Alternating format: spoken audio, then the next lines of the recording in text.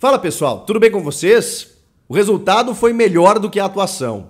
O Timão sofre na estreia, mas arranca uma vitória sobre o Cruzeiro na Neoquímica Arena. O garoto Matheus Araújo brilhou e o Roger Guedes, o artilheiro, decidiu. Vamos falar sobre o jogo e sobre os problemas também que o time está enfrentando.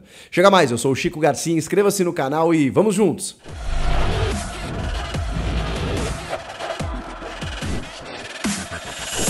Bom, o primeiro tempo foi complicado. Realmente para as duas equipes, tá? Corinthians e Cruzeiro não desenvolveram um bom futebol. O Corinthians mesmo jogando em casa, onde a gente imagina, né, que o Corinthians tem um retrospecto maravilhoso, né, de mais de 80%, consegue se impor em relação aos adversários, a Fiel joga junto, tudo aquilo que a gente já sabe.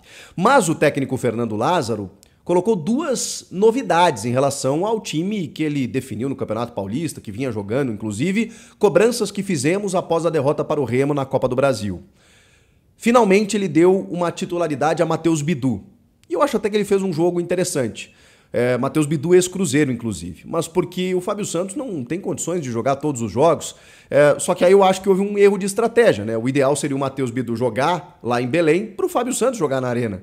Mas enfim, como ele deu mais uma partida para o Fábio Santos lá e existia essa cobrança, ele optou por começar com o Matheus Bidu. E o Fábio Santos entrou só lá no finalzinho. Mas o Bidu recebeu uma chance e foi importante testá-lo também diante da torcida, no time titular, para a gente ter uma ideia de como o Matheus Bidu pode ser utilizado ao longo da competição, ao longo da temporada. E como eu disse, acho que ele cumpriu bem o papel ali pelo lado esquerdo. O Cruzeiro até deu mais trabalho do que se imaginava, né? Porque o Cruzeiro vem de uma reformulação, vem de uma Série B, sofreu no Campeonato Mineiro, contratou um novo técnico, né, o Pepa, e tá ainda começando o seu trabalho, mas foi um time competitivo até. O problema é que o Corinthians, no primeiro tempo, abusou das bolas longas, né, não conseguiu ter um trabalho por dentro. Por quê? Porque o Corinthians sofre muito a ausência do Renato Augusto. Eu sei que esse é um assunto batido, o torcedor já não aguenta mais nem ficar ouvindo isso. Pô, mas caramba, mas a gente só pode jogar com um jogador. É que a saída do Renato desajusta ou desajustou todo o sistema adotado pelo Fernando Lázaro no Paulista. Sem o Renato Augusto, você tem que ou deslocar um jogador de uma função ou substituir com algum outro atleta que não consegue fazer aquilo que o Renato faz. Nessa partida, o que ele fez? Rony Fausto Vera. O Barleta foi esse jogador mais à direita e, teoricamente, ele mudou o esquema também, né, para um 4-3-3, com o Roger, Yuri e o Barleta, e esses três meio-campistas, Rony, Fausto e Giuliano. Só que, disposto taticamente o time, tinha o Giuliano não como segundo volante, onde ele se destacou no Paulista, e sim como esse jogador na meia esquerda. E o Giuliano ficou preso lá. Ficou encaixotado sem conseguir jogar. O Giuliano sabe fazer essa função, sabe jogar mais próximo da área, sabe fazer uma meia armação, dando assistências e fazendo combinações. Claro que ele sabe fazer. O problema é, ele não tem muito ou não tem tanto a jogada pessoal como tem o Renato. O Renato consegue sair da marcação. O Renato é um jogador muito superior tecnicamente, embora o Giuliano seja um jogador interessante também. Mas o Giuliano é um jogador mais combinativo, mais coletivo, ele precisa de mais parceria. Por isso que ele se soma quando tem o Renato no time. O Renato consegue fazer sozinho coisas que poucos jogadores fazem. O Giuliano não tem essa capacidade de ser o protagonista. Então, até ele sair do jogo, por uma fatalidade aí no primeiro tempo, que eu já vou falar, ele não vinha conseguindo exercer essa função. E aí o Rony e o Fausto Vera estavam presos porque a bola também, né, além do Giuliano ali pela meia esquerda, porque a bola sobrava muito no pé do Cruzeiro e aí os volantes eram mais acionados no aspecto defensivo. O Corinthians não tinha construção de jogo. Aí a bola ia para o Barleta do lado direito e ele teve inúmeras dificuldades. O Barleta, aliás, sofreu o jogo inteiro. E aí a gente pode colocar na conta da ansiedade, do nervosismo, de uma estreia como titular, de um jogador que sempre foi corintiano e que teve a chance da sua vida e que vem de uma realidade completamente diferente. Jogou por equipes de Santa Catarina até se destacar no São Bernardo, mesmo enfrentando equipes grandes aqui no Paulista. É muito difícil, diferente você vestir a camisa do Corinthians, sendo torcedor do Corinthians na arena, diante de 42 mil pessoas contra o Cruzeiro na abertura de um brasileiro. Me coloco um pouco no lugar do garoto e acho que ele vai demorar alguns jogos para se adaptar a essa mudança física, inclusive. Ele teve dificuldade no jogo físico. Ele não conseguia avançar muito que o Adson sofreu no começo da titularidade dele no Corinthians, vocês vão lembrar. O Adson muito franzino, né? Ele não consegue muitas vezes ter um contra um. Portanto, ele funcionou mais até num jogo por dentro. Talvez até se o Lázaro modificar taticamente o Barleta, é que ele tem outra característica. Ele realmente é um jogador muito rápido, da velocidade, do 1 contra 1, da beirada do campo. Só que ele sofreu no primeiro e no segundo tempo. Mesmo quando o Corinthians estava um pouco melhor no jogo, ele também teve dificuldades. Acho natural e acho que vai demandar algum tempo para ele se soltar um pouco mais. Com relação ao segundo tempo, ou antes do intervalo, né, nós tivemos uma troca já, que foi a saída do Juliano. O Juliano, ele sofre uma bolada no olho e sente muito, e eu fiquei muito preocupado porque o Bruno Henrique, quando jogava no Santos, em 2018, ele perde toda a temporada porque no começo ele sofreu uma bolada no olho realmente, ele teve que fazer uma cirurgia, ele ficou 8 meses de fora. Tô só relembrando um caso recente de um jogador que realmente se ausentou por conta de algo aparentemente bobo. Então, tem que ter todo o cuidado ali para que o jogador tivesse saído e recebesse atendimento, porque visivelmente ele não ficou legal na partida. Não sei se ele estava enxergando direito, às vezes o olho tá aberto, né? Pega no globo ocular, às vezes dependendo da velocidade da bola, da violência da batida. É uma região muito sensível, né? Então, uma fatalidade. Ele não estava jogando bem, mas enfim, a gente deseja toda a recuperação para o Juliano. Acho que a questão ali tática mais é que tem que ser ajustada. Ele sai e entra o Matheus Araújo. E é curioso, porque o Lázaro poderia botar o Adson, poderia mudar o sistema, inclusive, né? Mas ele opta pelo Matheus Araújo, que é um pedido também, né? Para que, de novo, não substitua o Renato Augusto, mas jogue como um meia. É um dos meias desse time, vem frequentando o profissional, tem apenas 20 anos, mas tem uma qualidade técnica, uma inteligência para jogar e é da função. Tem a mesma característica de um meia de criação, né? Então, o Lázaro, corajosamente, opta ali pelo Matheus Araújo e no segundo tempo ele faz o que seria até então o gol da vitória. Mas não é só isso. O Lázaro também mexe no Rony, colocando o Victor Cantillo. E mais do que isso, mexe no posicionamento de Fausto Vera. Aí o Corinthians ganha o jogo.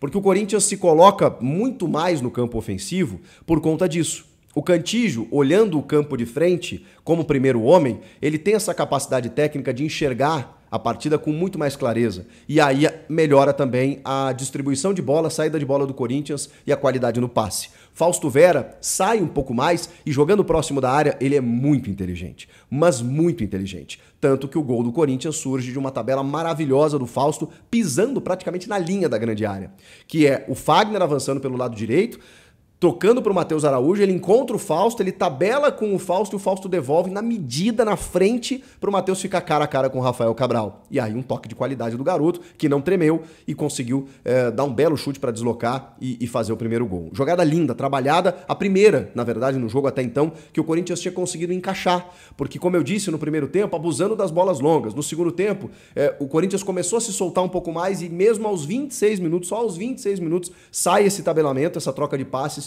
e finalmente o Corinthians sai com o gol. O Corinthians faz o gol, faz esse 1-0 e aí, obviamente, o Cruzeiro, que estava fazendo um jogo até de enfrentamento, competitivo e tudo mais, obviamente sai um pouco mais para o jogo em busca da vitória. O Cássio me pareceu fazer uma partida insegura, viu?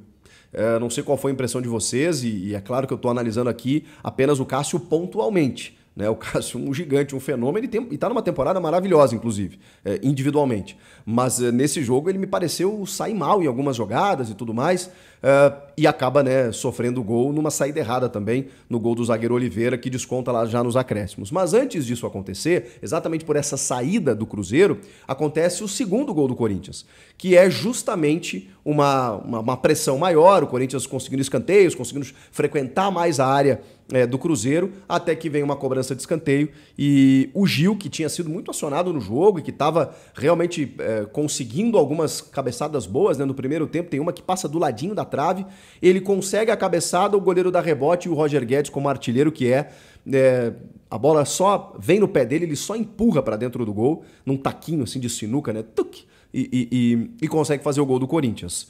Só que a arbitragem anula o gol e a gente não entende por quê.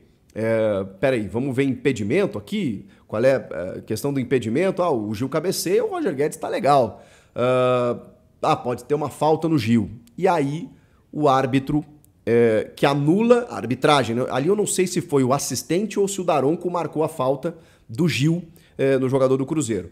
Mas o VAR chamou para revisão, provavelmente entendendo que não houve a falta, ou pelo menos permitindo que o juiz revisasse se houve uma irregularidade na jogada. Achei interessante, porque muitas vezes o VAR decide pelo árbitro de campo. É que a decisão de campo foi por invalidar o gol. Por isso que eu acho que o VAR entendeu como um lance normal e por isso chamou o juiz. Se tivesse entendido como irregular, teria mantido a decisão de campo. O Daronco vai ao monitor e valida o gol do Corinthians, porque realmente o Gil e o jogador do Cruzeiro, eles estão se tocando, né? Eles estão se cercando ali, porque na marcação você tá olhando para a bola, então você precisa de um contato para saber onde o cara tá. No momento em que a bola vem ao Gil, ele simplesmente solta o jogador do Cruzeiro. E o jogador do Cruzeiro desaba. E ele vai lá e salta e faz o cabeceio. Não houve nenhuma falta, nenhuma irregularidade. É só você ver o movimento do Gil. Ele não empurra, ele não dá o gatilho, ele não tem um movimento de infração. Ele simplesmente solta o jogador do Cruzeiro, que cai e ele consegue a impulsão para fazer o cabeceio e o gol do Roger Guedes. Tudo legal, 2-0 Corinthians ali, aparentemente uma vantagem consolidada, o Cruzeiro já vinha pressionando depois do 1-0, Corinthians consegue esse segundo gol e aí depois faz o golzinho lá nos acréscimos, que dá uma emoção maior pro jogo, nos minutos finais já estava no acréscimo ali, o Daronco deu mais um e mais outro e não sei o quê, e ufa, Corinthians venceu na estreia jogando em casa. Apresentou um bom futebol? Não necessariamente. Deixou a desejar em vários aspectos. Eu acho que as questões táticas ainda são questões dentro do Corinthians, e isso é uma pena, porque aparentemente o Lázaro tinha consolidado muito a equipe nos primeiros 2-3 meses do ano, mas é claro, né, você não conta muitas vezes com lesões, com valências técnicas, né, muitos jogadores começam muito bem a temporada, não conseguem se sustentar. Um exemplo é o Rony, o outro exemplo é o Maicon, que são jogadores que você tem dificuldades hoje técnicas para você poder desempenhar alguma coisa. Vem a chegada do Barleta, que ainda não se soltou, o Romero ainda não conseguiu acontecer no ataque, o Roger Guedes continua sendo um cara envolvido no jogo, decisivo, participativo e fazendo seus gols. O Yuri tá numa fase um pouco complicada, mas é um jogador muito importante porque ele sai da área, ele colabora, ele nunca desliga, ele nunca descansa. Então, mesmo que ele esteja numa fase assim meio que de jejum, a gente sabe a importância dele, a qualidade dele, mas eu acho que o modelo tático hoje do Corinthians, ele me impõe questionamentos. Eu não sei qual é a melhor forma de jogar. Se é um 4-3-3, qual é o jogador que tem que cair pelo lado direito, qual é o substituto do Renato na posição, se é o Juliano, se é o Matheus Araújo, se é o Maicon. Já vimos que o Maicon não deu, o Juliano não executa tão bem a função como um segundo homem, mas aí para você botar o Juliano de segundo homem, você tem que ter um terceiro ali. Talvez o meio-campo ideal fosse Fausto, Juliano e Matheus Araújo. Só que se você coloca o Rony ou o Cantígio, por exemplo, você consegue adiantar o Fausto. E no segundo tempo foi interessante vê-lo mais perto da área de ataque, porque ele é um jogador de muita qualidade. Então é ruim que o Corinthians tenha tantos questionamentos num momento da temporada em que as coisas já deveriam estar definidas. Mas isso também é por conta do andar da temporada, por conta das lesões, por conta das dificuldades que o Lázaro está encontrando. E aí você tem, nessa semana, Libertadores de novo, Argentinos Júniores em casa, em que você precisa confirmar o resultado, né, para fazer valer ainda mais aquilo que o Corinthians fez fora de casa contra o Liverpool, e depois tem que buscar uma classificação epopeica contra o Remo, porque precisa ganhar de 3 gols de diferença na Neoquímica Arena. São jogos importantes e que podem até decidir o rumo do Corinthians na temporada, porque se o Corinthians encaminha bem a classificação na Libertadores e consegue uma virada contra o Remo, já dá uma acalmada na história. Mas o que mais me preocupa, repito, não são nem os resultados até aqui, são os desempenhos, as atuações dos últimos 2 jogos, embora essa vitória hoje contra o Cruzeiro estão me deixando aí com uma pulga atrás da orelha. Acho que alguma coisa precisa ser repensada, a gente não tem exatamente a noção do que o Lázaro vai fazer a partir de agora, talvez uma sequência aí, para ele definir um time e ter uma sequência, mas até agora o Corinthians não me parece ter um time definido, e isso é preocupante. O que vocês acharam do jogo? Comentem aqui, inscreva-se no canal e eu volto na próxima. Tchau!